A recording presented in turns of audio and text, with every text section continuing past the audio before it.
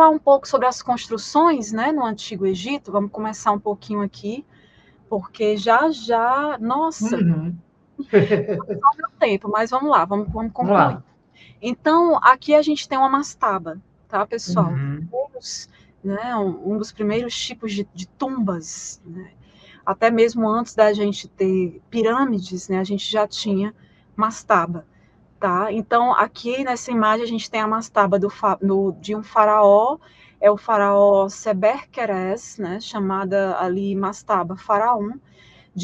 Ela vai estar datada ali de 2510 antes da Era Comum, então, na quarta dinastia. Ela está em Saqqara, tá?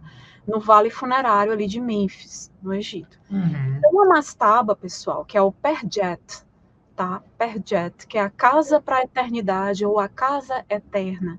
É uma forma de túmulo egípcio antigo, né, emblemático, muito emblemático ali do início da Era Dinástica, em que eram sepultados ali os faraós, os nobres importantes do Egito Antigo, né? Muito antes das pirâmides, haviam estas mastabas. E as características de uma mastaba, conforme a gente está vendo nessa imagem que está na direita, nesse um gráficozinho, né? Essa imagem colorida, né? A gente vê essa parte azul. Aqui é o esqueleto, mostrando para vocês o esqueletinho em 3D de uma mastaba, né? Porque aqui eu estou vendo só a superfície dela, né? Uhum. Construção na esquerda e na figura aqui dimensional na direita. Pois é. É que E ele é o faraó. a mastaba era bem mais simples. É. Você imagina as pirâmides, né? Tanto que elas foram deixando de ser construídas. Então, já pensou todo faraó quisesse? É muito dispêndio de mão de obra, Ah, muito mas toda vez que eu fosse faraó, eu queria ter uma pirâmide para mim também. Com certeza.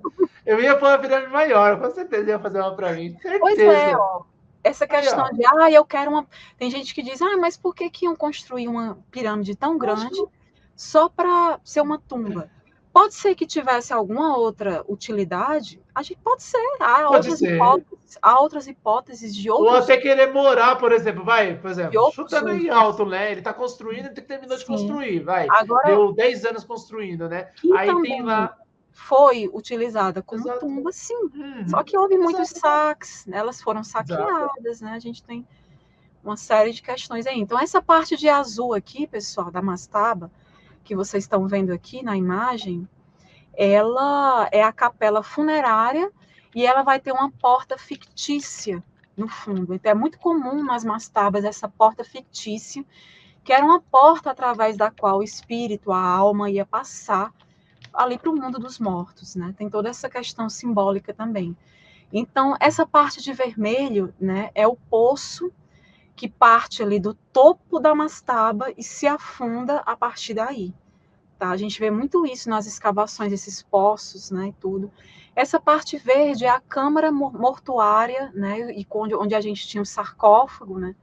Então, por isso você vê que está lá embaixo, né. Então, por isso que eles muitas vezes têm que descer, tem muita mão de obra, né. Você vê um pessoal ali trabalhando, escavando, eles todos de máscara, né, muitas vezes ali paramentados para poder descer e adentrar essa região do sarcófago, né? E essa parte cinza maior, né, é o tijolo de adobe que ocupa ali, de fato, uma grande parte da mastaba, tá? Então, geralmente as medidas médias de uma mastaba, né? Não estou dizendo que todas são desse tamanho, mas as medidas médias, a gente tem ali um comprimento de 30 metros, uma largura geralmente de 15 metros delas, né? Você vê que era grandinha, era uma construção de Sim, sim. altura de 6 metros, né? Uma casa, né? Quase uma casa para morar. Exatamente. Então a gente tem muito isso ali no platô de Gizé, no Planalto. Vou já mostrar um mapa de várias mastabas que estão ali naquela região. A gente tem vários cemitérios ali, né? Tanto que é necrópole de Gizé, né? Ali no Planalto de Gizé. Então tinha um formato, como vocês não sei, não está dando para ver muito bem na imagem, mas é um formato trapezoidal de pirâmide truncada no topo. Ela vai afunilando no topo, né? As paredes vão se inclinando, né? São paredes inclinadas em direção ao topo plano de menores dimensões que a base. Você vê que a base é maior em relação ao topo. já era um intuito de se construir algo no sentido de pirâmide, né? Um intuito de pirâmide, onde o faraó, após a morte, ele seguiria ali através dos raios solares em encontro ao deus Ra. Então, por que o formato de pirâmide? Uma das explicações é essa, tá? Então, tem essa questão. Os próprios mitos, né, de criação do Antigo Egito, a gente vê várias representações de piramídeos. Então, essa questão do formato piramidal era muito importante para o contato ali com a divindade, tá? Principalmente o deus Sol, Ra, que era ali a divindade principal, uma das principais, né? Salve, Ra. Então, no interior, pessoal, a gente tinha um hipogeu. O hipogeu era tipo uma cripta. Oi, Edson. Era tipo uma cripta, um sepulcro, né? Sendo que no piso ali térreo continha um local ali que eles faziam oferendas. Tinha muita oferenda que eles deixavam, alimento, para ter ideia, né? Muitos desses defuntos, né, eles eram enterrados ali, colocados nas suas tumbas com comida, com água, né? Então, todo um conjunto de estátuas, né? A gente vê umas mastabas bem bonitas. Então, começaram-se a construir essas mastabas desde a primeira dinastia, ali mais ou menos por volta de 3100 antes da Era Comum. Antes das pirâmides, a gente já tinha mastabas. E foi o gênero de edifício que justamente antecedeu as pirâmides com o intuito de funcionar como tumba, né? Então, quando as pirâmides começaram a ser construídas, muito mais exigentes do ponto de vista técnico e econômico, né? Tinha um grande dispêndio ali de mão de obra, né? Então, muito mais exigentes, né? Sim. Do ponto de vista técnico, né? E econômico.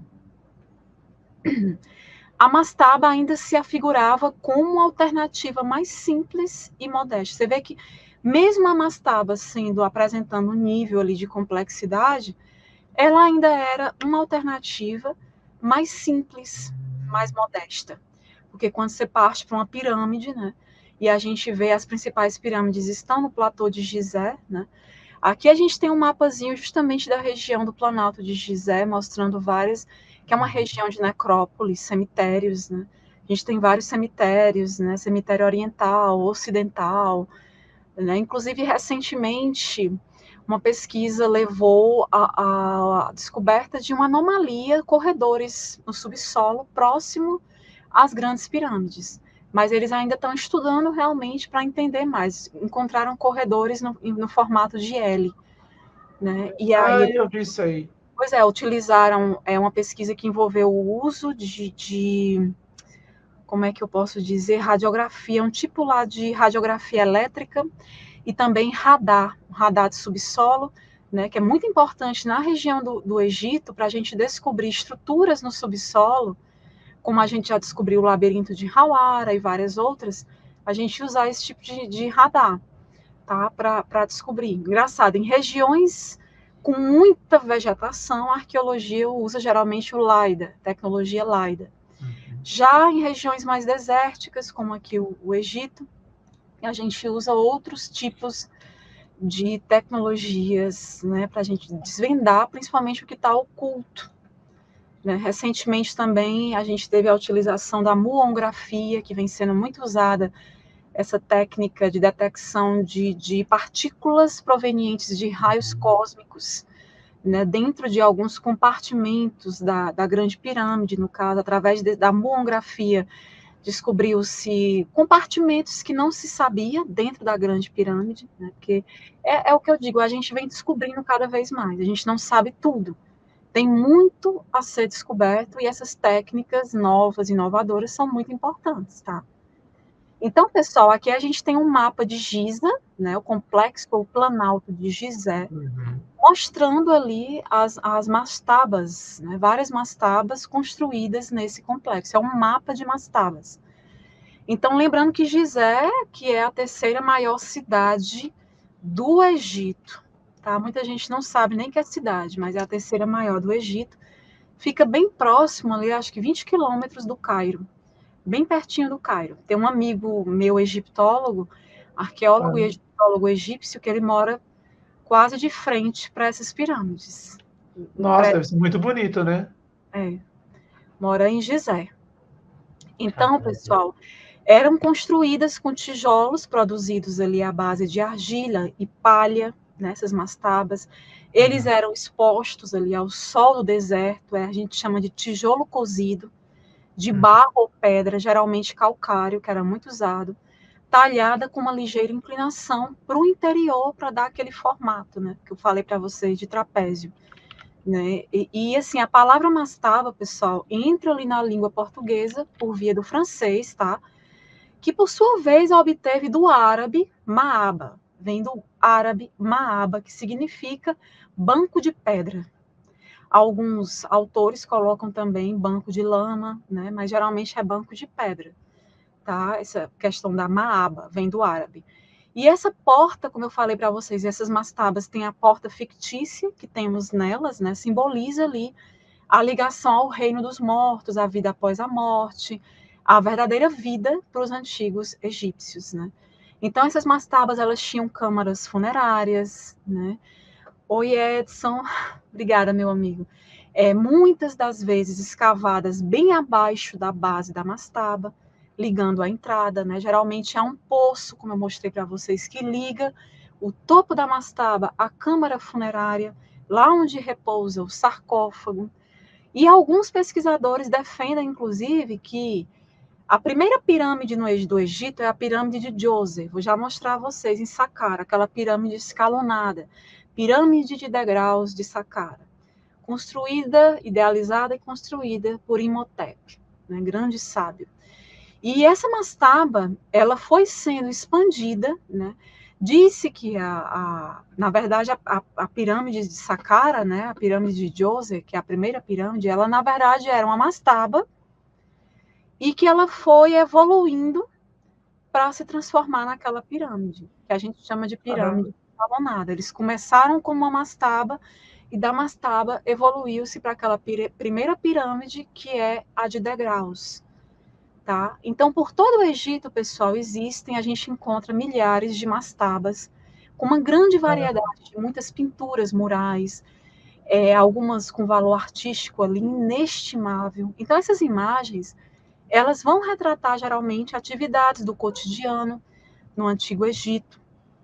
Né? Então, estes monumentos funerários, eles vão se revelar para a gente uma fonte ali muito importante de informação sobre este período da história da humanidade. É importante olhar para essas estruturas e entender até o cotidiano dessas pessoas, o dia a dia, o contexto histórico da época, tá?